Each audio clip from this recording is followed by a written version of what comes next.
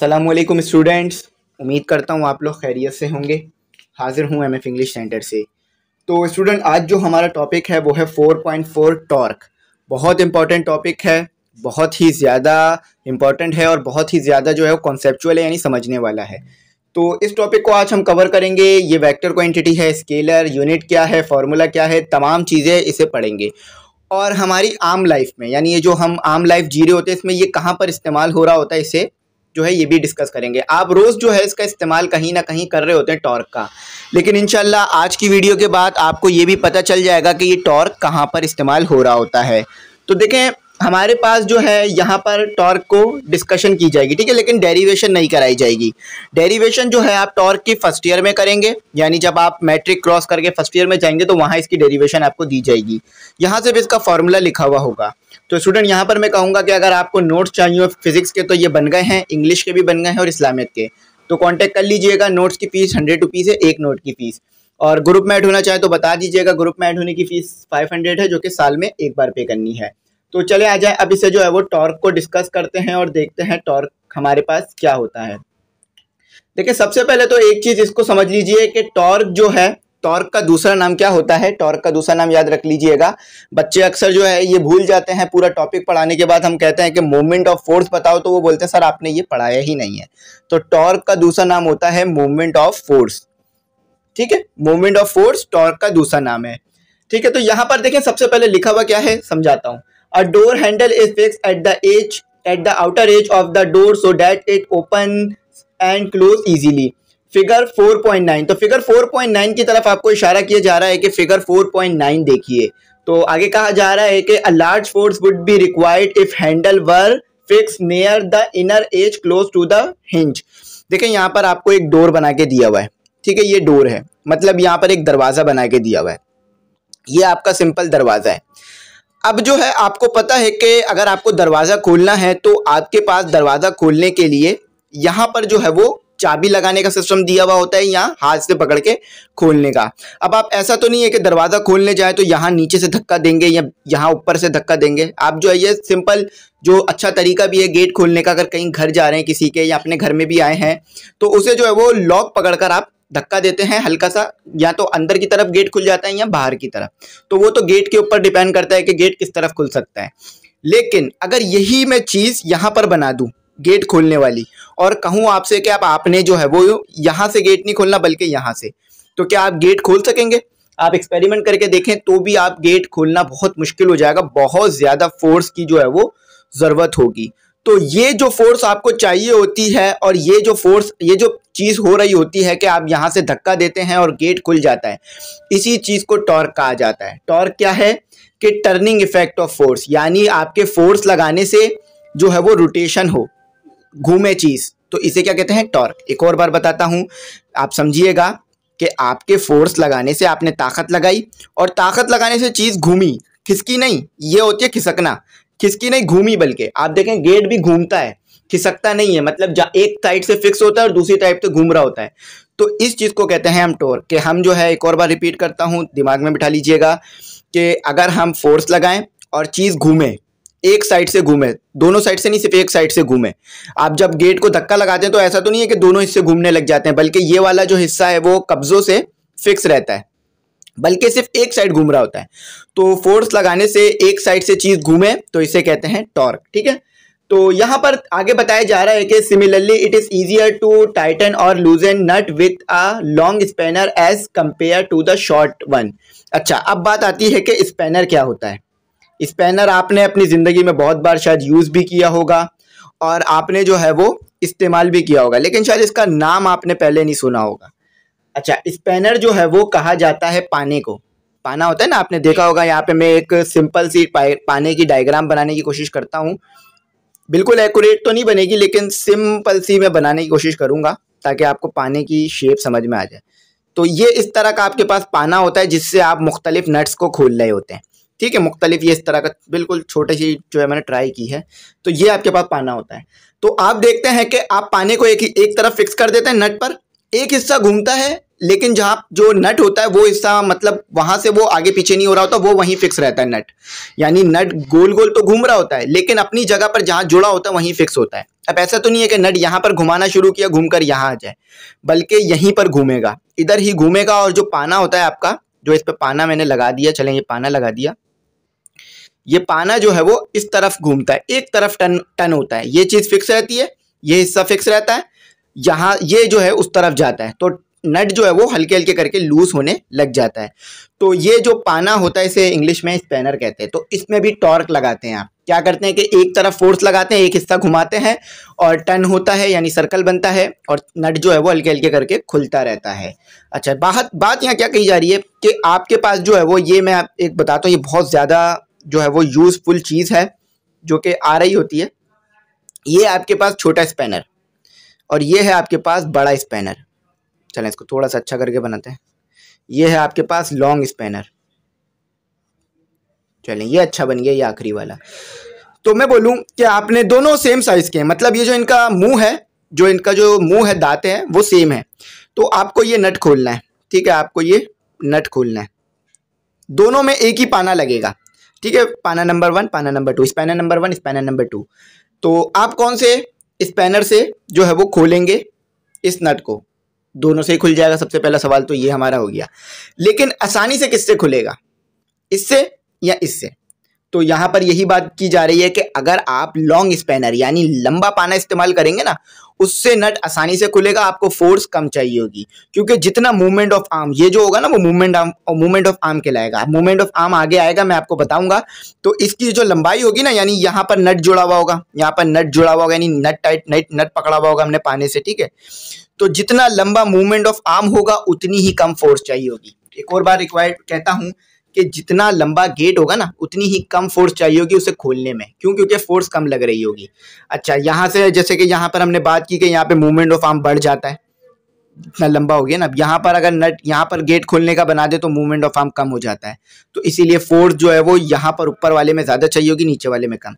तो अगर आप बड़े पाने का इस्तेमाल करेंगे तो ईजिली गेट खुल जाएगा। छोटे पाने का इस्तेमाल करेंगे, अगर बड़े पाने का इस्तेमाल करेंगे इजीली नट खुल जाएगा, और छोटे पाने का इस्तेमाल करेंगे तो उसमें मुश्किल होगी, फोर्स ज़्यादा लगेगी, मेहनत ज़्यादा लगेगी, ठीक है। तो इंजीनियरिंग में यही चीज़ का ध्यान रखा जाता है कि वर्क करने के साथ साथ स्मार्ट वर्क हो, ताकि काम आसान हो सके और एक्यूरेसी आ सके। तो ये फिगर 10 देख लीजिए, आपको स्पैनर बना हुआ नजर आ रहा होगा। तो एक इस तरह का भी स्पैनर आता है और जो इसमें बना हुआ इस तरह का भी आप देख सकते हैं, ठीक है। तो यहाँ पर आपको क्या कहा है, यहाँ पर टॉर्क की सिंपल डेफिनेशन, जब भी आपसे कोई टॉर्क की डेफिनेशन पूछे तो क्या कहनी है?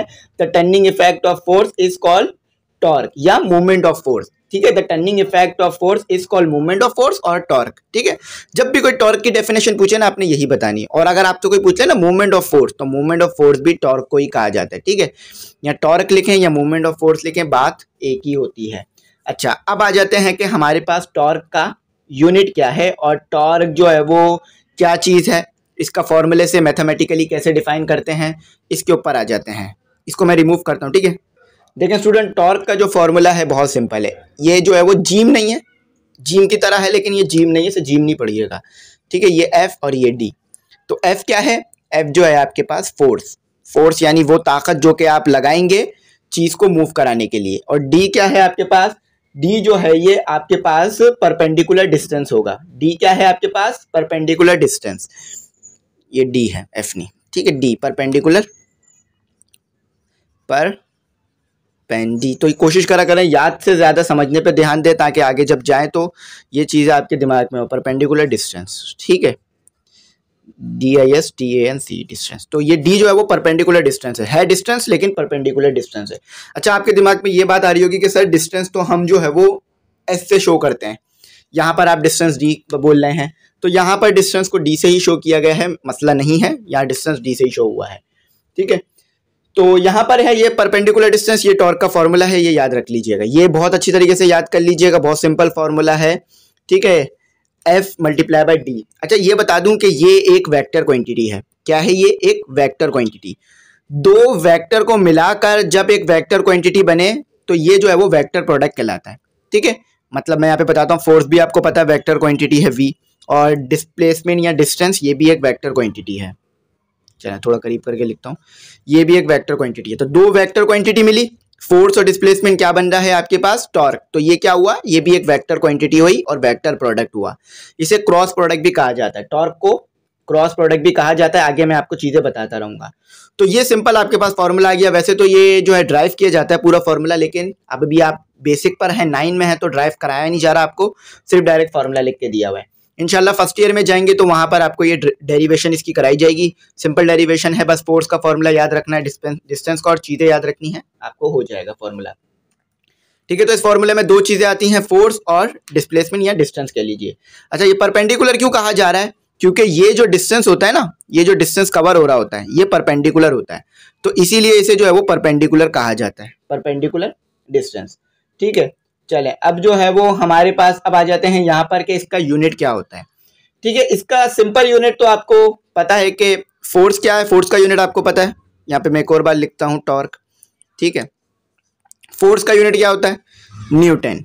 और डिस्टेंस का यूनिट क्या होता है? मीटर। तो दोनों को मल्टीप्लाई करा दिया तो टॉर्क का यूनिट क्या बना? Newton metre. ठीक है, इसे जो है वो न्यूटन मीटर जो है इसको कहा जाता है। तो अब यहाँ पर आते हैं कि हमारे पास टॉर्क वेक्टर क्वांटिटी है, ये मैंने आपको शुरू में ही बात बता दी। अच्छा, क्लॉकवाइज टॉर्क और एंटी क्लॉकवाइज टॉर्क पे बात करते हैं। देखिए, आपको पता है कि अगर एक नट लगा हुआ है, ठीक है, एक नट है आपके पास, चलें ये नट थोड़ा लग नहीं रहा, इसको नट बनाते हैं, यानी स्क्रू जो है नट कह लीजिए, बल्कि नट ही कहा जाता है, स्क्रू तो वो पेच हो जाता है। तो एक नट है, अगर आप क्लॉकवाइज टॉर्क होगा तो ये बंद होगा या खुलेगा? क्योंकि देखिए टॉर्क जो है हमें पता करना पड़ता है कि टॉर्क जो है एक क्लॉकवाइज टॉर्क और एंटी क्लॉकवाइज टॉर्क, इन दोनों के चेंज होने से जो है वो हमारे पास नट या तो बंद होने लगेगा या तो टाइट होने लगेगा। तो देखें यहाँ पर दिमाग में रखिएगा बात कि जो एंटी क्लॉकवाइज टॉर्क होता है ना, ये पॉजिटिव होता है। क्या होता है? पॉजिटिव। ये लिख देता हूँ यहाँ पर, देखें मैं, ये एंटी क्लॉकवाइज यानी घड़ी कैसे घूमती है, यूं। अगर एंटी क्लॉकवाइज हो, इस तरह हो, घड़ी उल्टी तरह घूम रही हो, तो ये जो है वो पॉजिटिव टॉर्क होता है। क्या होता है? पॉजिटिव टॉर्क, यानी चीज़ जो है वो बाहर की तरफ खुलेगी। अच्छा, अब मैं आपको टॉर्क जो है वो इसको हैंड से निकालना सिखाता हूँ, यानी जो हमारे पास राइट हैंड रूल होता है उससे सिखाता हूँ। देखिए ये आपका हाथ है, सिंपल रखें, ये क्या है आपका हाथ। तो जिस डायरेक्शन में चीज़ घूम रही है उस डायरेक्शन में अपने उंगलियों को घुमाइए, उस डायरेक्शन में अपनी उंगलियों को घुमाइए, तो आपको पता चलेगा कि ये टॉर्क ऊपर की तरफ है। ये टॉर्क किस तरफ है? ऊपर की तरफ, तो यानी पॉजिटिव है। अच्छा, अब जो है वो चीज़ उल्टी घूम रही है, उल्टी यानी यूं घूम रही है, तो इस तरफ, तो ये नेगेटिव, यानी नीचे की तरफ जा रहा है तो नेगेटिव होगा। और ये क्लॉकवाइज घूम रहा है मेरा हाथ, तो क्या हुआ? नेगेटिव। देखें ऊपर की तरफ जा रहा है ना, यूं मेरी उंगलियां इस तरफ घूम रही है, यानी जो भी चीज़ हम कर रहे हैं, जो भी मोशन हो रहा है वो उस तरफ हो रहा है, डिस्टेंस उस तरफ कवर हो रहा है। तो ये जो है वो क्या हो गया? Clockwise, anti clockwise torque. और ये जो है वो क्लॉकवाइज टॉर्क नेगेटिव होता है। तो एंटी क्लॉकवाइज टॉर्क क्या होता है? पॉजिटिव। और क्लॉकवाइज, क्लॉक ऐसे घूमती है ना, इस तरफ यूं करके घूमती है, इस तरफ चलती है क्लॉक, तो ये जो है वो नेगेटिव टॉर्क होता है, नेगेटिव। ठीक है, याद रखिएगा, बहुत ज़्यादा इंपॉर्टेंट चीज़ है, ये आगे बहुत इस्तेमाल होगी। तो ये जो है वो एंटी क्लॉकवाइज टॉर्क होता है। ठीक है, ये यूं बना देता हूँ मैं इसको, ये आप टॉर्क का सिंबल है। ठीक है, तो clockwise torque, anti clockwise torque मैंने आपको बता दिया, फॉर्मूला बता दिया, यूनिट बता दिया, चीज़ें बता दी, जितना भी टॉर्क के लिए बेसिक डेफिनेशंस थी तमाम चीज़ें डिफाइन कर दी। अब आते हैं न्यूमेरिकल पे। फॉर्मूला याद रखना है, इंशाल्लाह न्यूमेरिकल आप खुद कर लेंगे इजीली।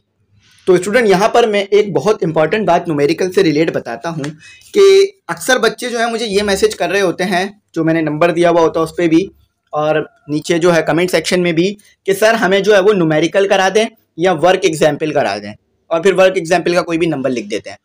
तो देखिए मैं यहाँ बताता हूँ कि जैसे जैसे मैं टॉपिक कराता हूँ ना, उसी के साथ उसका न्यूमेरिकल भी कराता हूँ। टॉर्क पढ़ाया तो टॉर्क का न्यूमेरिकल भी करा दूंगा, ताकि जो भी चीज़ अभी अभी हमने पढ़ी है ना वो जो है वो मेमोराइज हो जाए, उसका कॉन्सेप्ट क्लियर हो जाए, और किस तरह न्यूमेरिकल सॉल्व होगा समझ में आ जाए। अब मैं ऐसा करूं कि तमाम टॉपिक पढ़ा दूं, फिर अलग अलग न्यूमेरिकल कराऊं, तमाम को एक साथ न्यूमेरिकल कराऊं, तो इससे पता है क्या होगा? रट्टेबाजी हो जाएगी, हमें सिर्फ फॉर्मूला याद होगा, हमें कॉन्सेप्ट नहीं आ पाएगा। तो बेहतर यही होता है, और हमारे टीचर भी हमें यही कराते थे कि जैसी टॉपिक पढ़ाया उसी के साथ उसका न्यूमेरिकल करा दिया, ताकि जो भी चीज़ पूछनी हो, समझनी हो, वहीं पर समझ में आ जाए, तमाम चीज़ें मर्ज ना हो। ठीक है, तो अब मैं आपको यहाँ पर एक और बेसिक बात बता दूं कि अगर आपको कोई भी न्यूमेरिकल देखना है ना, तो आप क्या करें कि अब आपको जैसे टॉर्क का जो है वो न्यूमेरिकल देखना है, आपको टॉर्क का न्यूमेरिकल नहीं मिल रहा, फॉर एग्जाम्पल इसी तरह दूसरे भी न्यूमेरिकल है, तो आप जो है वो इसका नाम लिखें, टॉर्क लिखें, MF इंग्लिश सेंटर लिखें, तो आपको जो है टॉर्क का न्यूमेरिकल भी इसी वीडियो के अंदर मिल जाएगा, जैसे कि मैं इस वीडियो में आपको करा दूंगा। तो इसी तरह से आपको जो है वो मूवमेंट, यानी जो हमने मूवमेंट पढ़ा था product of mass and velocity, उसका न्यूमेरिकल नहीं मिल रहा। तो क्या करें, आप वो मूवमेंट लिखें, एमएफ इंग्लिश सेंटर लिखें, आपको उसका न्यूमेरिकल भी उसी वीडियो में मिल जाएगा। तो जौन सा टॉपिक होता है उसी टॉपिक के अंदर मैं उसका न्यूमेरिकल करा देता हूँ, ठीक है, छुड़वाता नहीं हूँ मैं, पहले बता रहा हूँ, ठीक है। चलो हम यहाँ पे पढ़ते हैं गिवन डेटा। तो ये गिवन डेटा करते हैं। तो आप लोग जो है वो चैनल को जरूर सब्सक्राइब कीजिएगा, जल्दी से 20,000 सब्सक्राइबर जो है वो कंप्लीट करा दीजिए हमारे। तो सब्सक्राइब करके शेयर भी कीजिएगा दोस्तों में, ताकि हमारे 20,000 सब्सक्राइबर कंप्लीट हो सके तो अपने स्टेटस पे लगा दें चैनल का लिंक, दोस्तों में शेयर करें, कि उन्हें कहें आगे शेयर करें, ताकि हमारे 20,000 सब्सक्राइबर जो है वो भी जल्दी कंप्लीट हों, और इसकी खुशी और इसके ऊपर जो क्वेश्चन आंसर्स हैं वो भी मैं आपके उसके जवाब दूँ, ठीक है, उस वीडियो में। चले, अच्छा अब यहाँ देखें क्या लिखा हुआ है। A car driver tightens the nut of wheel using 20 centimeter long spanner by exerting a force of 300 Newton, find the torque. देखिए कहा जा रहा है कि एक गाड़ी का ड्राइवर है, वो कोई नट टाइट कर रहा है। अब वो नट कहीं भी हो सकता है, आपको पता है गाड़ी में कहीं 100 नट लगे हुए होते हैं, टायरों में नट होते हैं, इंजन में बहुत जगह नट होते हैं। तो जो गाड़ी का ड्राइवर है ना, जो गाड़ी चलाने वाला है, वो नट टाइट कर रहा है। अब कहीं भी कहाँ नट टाइट कर रहा है ये नहीं बताया जा रहा, बस ये बताया जा रहा है गाड़ी में नट है वो टाइट कर रहा है। अच्छा, तो हमें बस चाहिए भी ये कि बस वो नट टाइट कर रहा हो। तो जो वो नट टाइट कर रहा है ना, तो व्हील जो यूज कर रहा है, मतलब जो लॉन्ग स्पैनर यूज कर रहा है, जो उसके पास पाना है, उसकी जो लेंथ है वो है 20 सेंटीमीटर। यानी जो वो पाना इस्तेमाल कर रहा है, स्पैनर मैंने आपको बताया ना ऊपर पाने को कहते हैं, तो वो 20 सेंटीमीटर का है। अच्छा, पाना जो है ये मैकेनिक्स की जो है वो फील्ड में बोला जा रहा होता है, वैसे तो स्पैनर इंग्लिश में कहा जाता है इसे। अच्छा, फोर्स कितनी लगा रहा है, मतलब अगर कोई नट टाइट करेगा तो आपको पता फोर्स तो चाहिए होगी, बगैर फोर्स के ऐसा तो नहीं है कि बस पाना लगा दिया खुद ही वो ढीला या टाइट हो जाता है, ऑटोमेटिक तो होता नहीं है, स्पैनर फोर्स लगानी पड़ती है। तो वो जो है वो 300 न्यूटन की फोर्स लगा रहा है। तो आपको जो है वो डिस्टेंस पता है, यानी वो स्पैनर कितना लंबा है ये आपको पता है 20 सेंटीमीटर। लेकिन यहाँ एक मसला है, अब मसला क्या है वो मैं आपको बताऊं कि ये सेंटीमीटर में दिया हुआ है। आपको जो है वो टॉर्क में जो भी चीज आप डालेंगे ना टॉर्क के फॉर्मूले में, वो आप एसआई यूनिट में डालेंगे। सेंटीमीटर एसआई यूनिट आपके पास नहीं होता, तो इसे क्या करना पड़ेगा, आपको 100 से डिवाइड कराना पड़ेगा, मीटर में आ जाएगा ये। तो 20 डिवाइडेड बाय 100 कितना होता है, 20 डिवाइडेड बाय 100। तो पॉकेट कैलकुलेटर पे मैं इंशाल्लाह वीडियो बनाऊंगा जल्दी। आपको इस चीज़ की बहुत ज़्यादा क्यूरी हो रही है आप लोगों को कि सर पॉकेट कैलकुलेटर अलाउ होता है या नहीं होता, तो मैं बता दूंगा कि अलाउ होता है या नहीं होता, और उसमें क्यों अलाउ होता है ये भी बता दूंगा। और वैसे तो अलाउ होता है, अभी ये समझ लीजिए, ठीक है। अच्छा, तो फोर्स आपको दी हुई है, न्यूटन में ही दी हुई है, कोई भी कन्वर्ट करने की जरूरत नहीं होगी। अक्सर फोर्स को जो है वो न्यूटन में ही दिया जाता है, इसका यूनिट चेंज नहीं किया जाता। अच्छा, टू फाइंड क्या करना है आपको, ये जो सिंबल है मैं पहले ही पढ़ा चुका हूँ, टॉर्क का होता है, ठीक है। ये जीम की तरह कह लीजिए इसको, जीम की तरह का सिंबल, तो ये होता है टॉर्क का सिंबल, ठीक है। अच्छा चलें, तो फॉर्मूला क्या है, F मल्टीप्लाई बाय डी। चले मैं पुट करता हूँ, F आपको पता है, D आपको पता है, आप सिंपल पता लगा लीजिए। तो F है आपके पास 300 और मल्टीप्लाई बाय 0.2। अब देखें ये जो 0.2 आप 300 से मल्टीप्लाई करेंगे, ये विदाउट कैलकुलेटर मुश्किल हो जाएगा। अगर इस तरह से आप करें इसे मल्टीप्लाई, तो किस तरह करेंगे, इसका एक अलग कॉन्सेप्ट आता है, ठीक है। ये मैं थोड़ा सा इधर कर देता हूँ, इस तरह आप नहीं कर पाएंगे, इसे बहुत टाइम लग जाएगा आपको। एक न्यूमेरिकल को ज़्यादा से ज़्यादा 5 से 10 मिनट देने हैं, वो भी मैं मैक्सिमम टाइम बोल रहा हूँ। एक न्यूमेरिकल को सिर्फ 5 मिनट या 7 मिनट से ज़्यादा आप नहीं दे सकते। तो ये चीज़ें अगर आप कैलकुलेटर से नहीं करते हैं या कैलकुलेटर पॉकेट कैलकुलेटर नहीं लेके जाते हैं, तो आपके नंबर पर काफ़ी असर पड़ सकता है, ठीक है। तो मैथ में भी कैलकुलेटर अलाउ होगा, फिजिक्स केमिस्ट्री में भी अलाउ होगा। उसके अलावा इंग्लिश और इस्लामियत और उर्दू और सिंधी इसमें तो ज़रूरत होती नहीं है, ठीक है। तो कैलकुलेटर आपको अलाउ होगा पॉकेट छोटा वाला, जिसमें ही आप छोटी मोटी कैलकुलेशन कर सकते हैं। तो ये पॉइंट में वैल्यू वो दे देता है छोटा कैलकुलेटर भी, ठीक है। तो 300 मल्टीप्लाई बाय 0.2 60। अच्छा, अब फॉर यूनिट आपने मुझे यहाँ पर जो है बताना होगा, हो सके तो कमेंट सेक्शन में भी यूनिट जो है वो मेंशन कर दीजिएगा। तो फोर्स का यूनिट क्या होता है, न्यूटन, और इसका यूनिट क्या होता है, मीटर, ठीक है। अच्छा, न्यूटन मीटर जो है ना वो जाउल के भी बराबर होता है, ठीक है। Joule, JUALE, joule, JOU joule.